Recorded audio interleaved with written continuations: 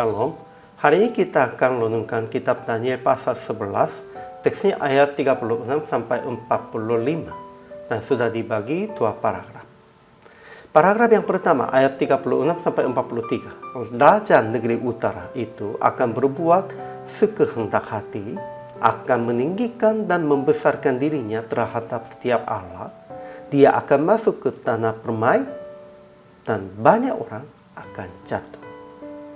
Paragraf yang kedua, ayat 44 sampai 45. Tetapi akhirnya ia akan menemui ajalnya dan tidak ada seorang pun yang menolongnya.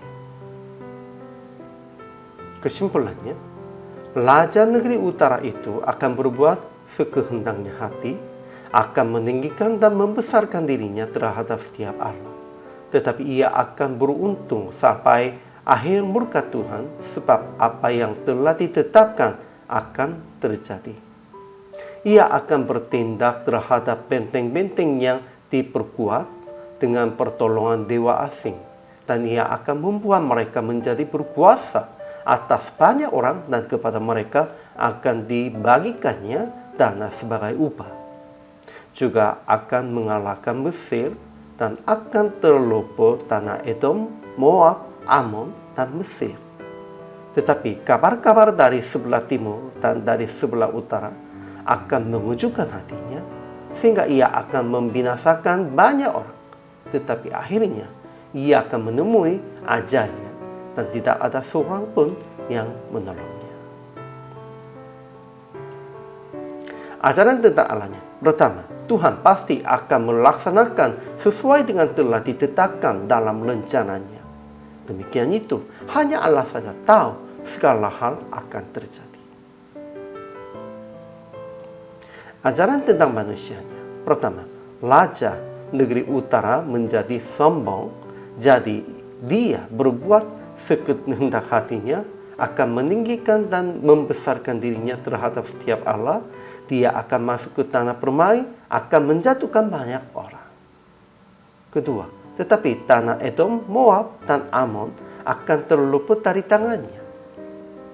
Ketiga, ketika datang kabar-kabar dari sebelah timur dan dari sebelah utara, akan mengejutkan hati Raja negeri utara.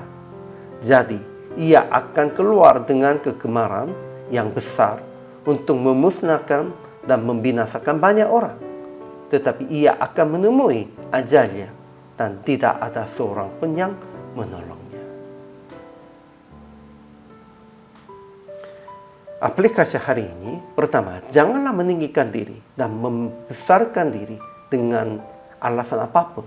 Tetap usaha akan melihatkan rendah hati. Ya, kesombongan yang meninggikan diri, hati yang tinggi, itu tidak baik di hadapan Tuhan. Tetap merendahkan diri aja. Kedua, jangan bimbang, jangan kejut hati sekalipun mendengar kabar yang aneh dan buruk. Tetap berdoa kepada Tuhan akan menolong dan akan mengutus seorang penolongnya.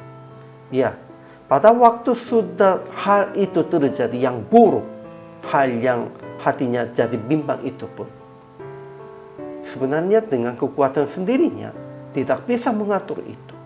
Pada waktu itu hanya kejut saja, bimbang saja, itu tidak usahlah. Hanya memohon kepada Tuhan supaya menghabiskan persoalan ini, dan Tuhan mengutusnya seorang penolongnya. Pasti Tuhan akan menolong kita.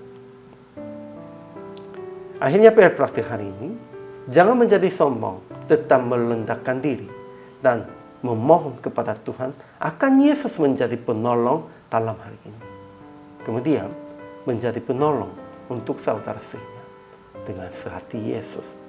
Karena Yesus menjadi penolong bagi kita, kita juga harus menjadi penolong bagi orang-orang yang dalam kesulitan. Inilah kewajiban dan kehidupan sebagai orang percaya dan hamba Tuhan. Hari ini juga, selama melayani, Tuhan Yesus memberkati.